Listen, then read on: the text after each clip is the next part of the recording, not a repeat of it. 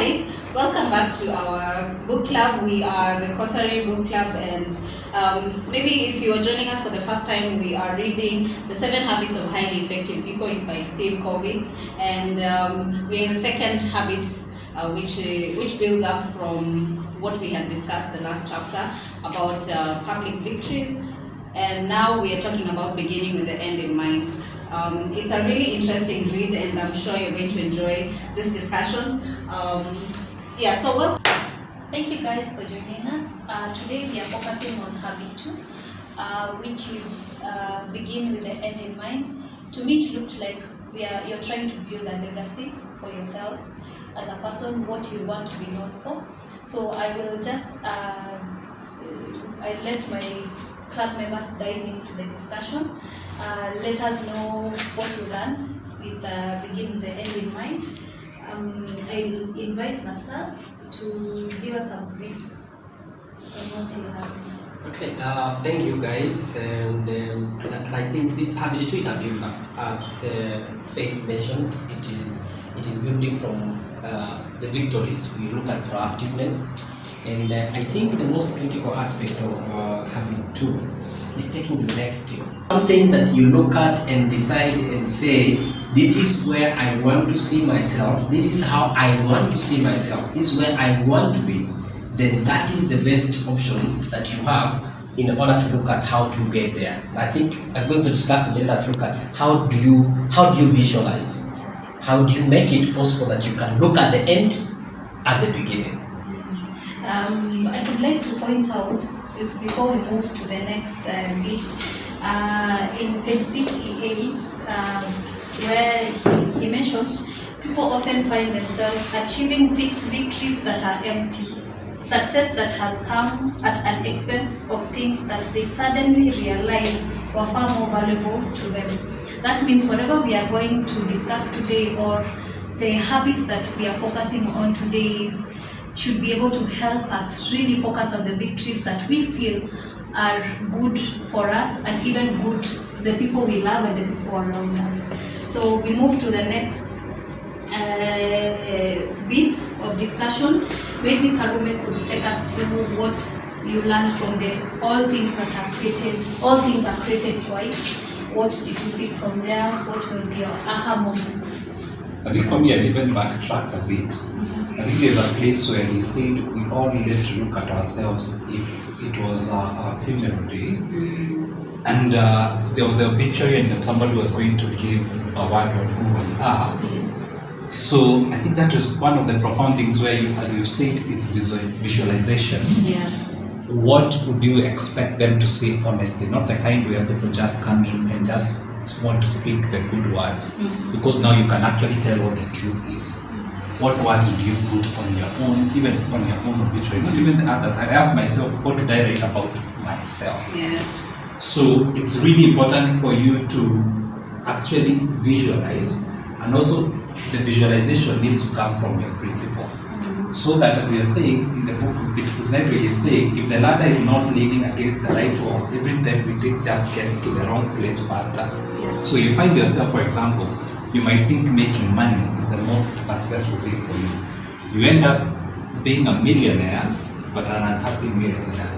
Because in your core, what maybe was important to you is contributing to the society positively, or it was impacting people's lives and all those things, but you picked one thing that was not truly what, based on your principles, that is what drives you. So the things that you're taking, all things are treated twice, I think it still backtracks us also back to the issue of, it's a question of being of the visualization, where you can't work onto something which you have not visualized. It's like a company that they say, if you don't have a set goal, either way you have achieved, whatever you learn becomes where you want it to be. It goes back into if we are looking at the end of the year, where do you want it to be? You need to visualize it. I think it's not a question even on our lifetime.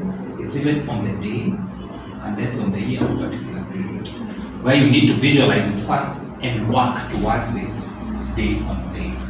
I think it's where at times we get so caught up in activities rather than the result. So you end up doing things, but it's not building up to anything. So you end up not achieving anything. So it's important for you to have it first in mind, visualize it, see it, then work towards it. I liked the example he gave where when you want to build a house, you first visualize what kind of house you want, then you draw it down, then after you draw it down, you give it to whoever is supposed to build that house. That means whoever builds that house actually builds your visuals, whatever you are visualizing, or whatever you are already created. So the first creation starts with us. So that moves us to the next discussion, where maybe I would like Faith to help us or tell us what she learned from by design or by default. Okay. I think from the whole aspect of creation, having a voice in our heads, and then we're able to sort of build it up from there, bring it to life, sort of. So here he talks about that all things are created twice, but not all fast creations are by conscious design. He talks about how we reactively live in scripts handed down by our family members, by conditioning, but is that really what we envision, or is it really what we created by ourselves, or is it really that what we want for ourselves? So when it's by default, then it's handed down. When it's by design, it's you sitting down, having a sit down with yourself, analyzing your principles and analyzing your goals, and then saying, this is what I want, this is what I want my life to be, this is how I envision how I'm going to do things, and that I think that is how the designing part of it comes across. I like the fact that you mentioned when you sit down and you look at your principles, such that you don't align your life to what people say. People don't like this about you, or somebody telling you, oh, you're doing that, somebody did it and it never worked. For example, you want to start a company, and then somebody tells you, somebody tried starting a company and it didn't work. We actually are not sure if this thing is giving you, this is a valuable thing. So is it by default, like your father started a company, it failed, now you are trying to start one, it's by default that you fail when you start a company. But now when you design it yourself, you start with, I know where my company is headed, I know where I'm headed, I know what I want from this company, or I know what I want from this business. Then that means the naysayers around you will not be the winners, you will be the winner yourself. I think also to reiterate on what you mentioned, that's why you find that some of us, the people will do a certain career because your parents got it. You married a person because simply your church members think will actually ratify tu kijana wa nani ameokoka, mama yake ni elder wa kanisa, so that's why you chose that particular person. But believe it, on the way on your belief system, they are not person you agree with, don't agree with the same things, but because it's not supposed to be, will look good out there to continue doing that. Even the way you say your belief, you might disagree or believe, but you agree because this will make me look better to these people. Then we say this is our belief.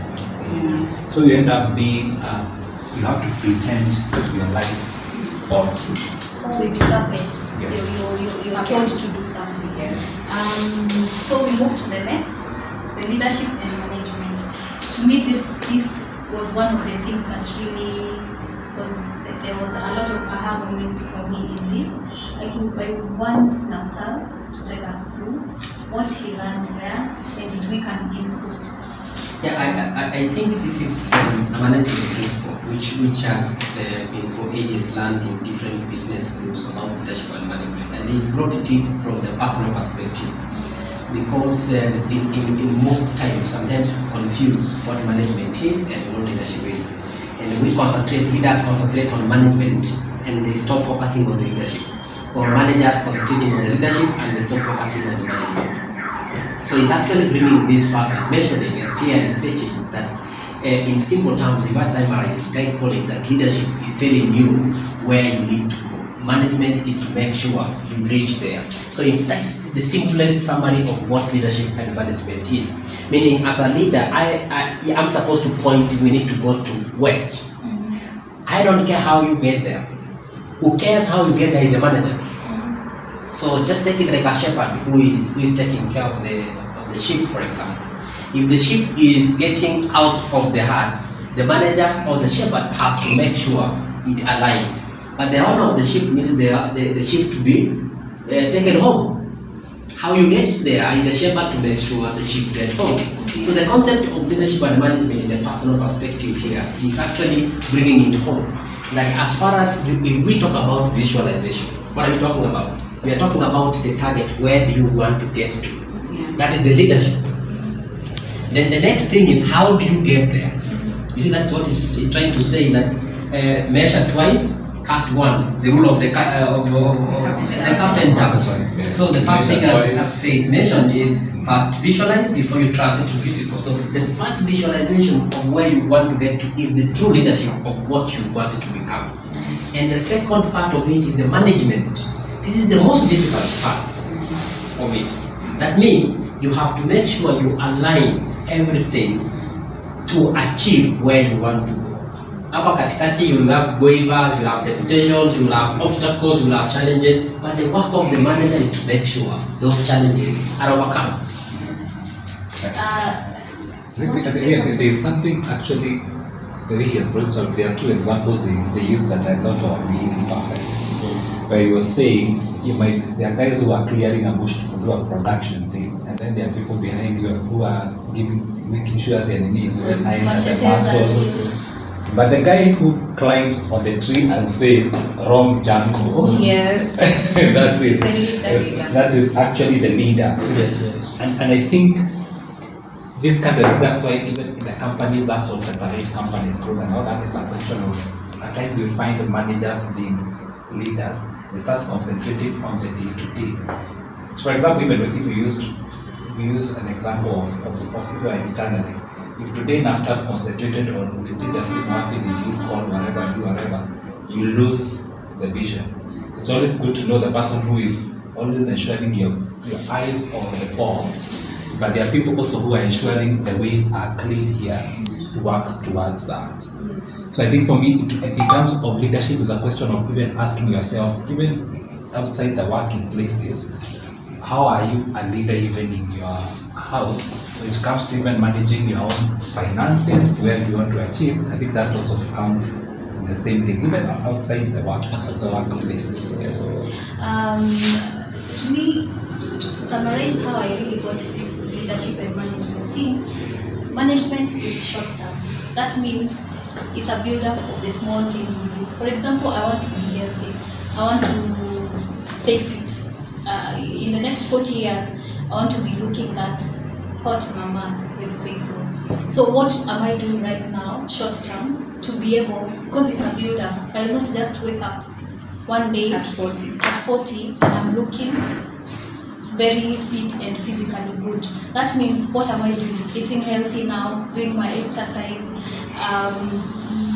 living mentally healthy, because the mental bit is where we assume I'll eat healthy, I will do exercise, but mentally I'm not okay. So these small things, I'm managing my life in a small way every day, building an habit that at 40 there will be a result. So my leadership is, at 40 I want to be this. This is my target. This is my strategy as a person. So what am I doing daily to be able to build up there? Or if I'm starting a business, what am I doing daily to be able to build my business? So to me, that is how I summarized it. It's more short-term and long-term goals. A leader does long-term goals, strategic goals. Then a manager makes sure that these goals are broken down every day to be able to get where the leader wants us to. Can I read this bit? I don't know how you have to provide it. It says, efficient management without effective leadership is, as one individual phrased it, it's like straightening deck chairs on the Titanic. No management success can compensate for failure in leadership. But leadership is hard because we are often caught in a management paradigm. And I even visualize, you remember the Titanic, the ship that capsized. Yes. So imagine the guy who was focusing on ensuring the victims in the reservoir visually, and not focusing, then this boat is going and Outside, yeah. Alright, so the leader should have been focusing more on the boat rather than it's no longer important even whether It's the more scenes are detailed, yeah. pretended. Either way, Just thinking this thing of leadership and management, and what is talked about is scripting and personal missions that we discussed it first. Because we need to comment on that. Yes. It's clearly the concept as you have just mentioned. If today the leader points west and managers are busy working to west, but it was not supposed to be west, it was supposed to be east. All the effort the managers have done is useless. Yes. Are you seeing it? Yeah. So the reason why leaders are not supposed to concentrate on down here, it is the same thing you have mentioned of the soldiers are down here and the manager, the leader is down the tree saying the wrong bush. The wrong jungle. It's just like the concept.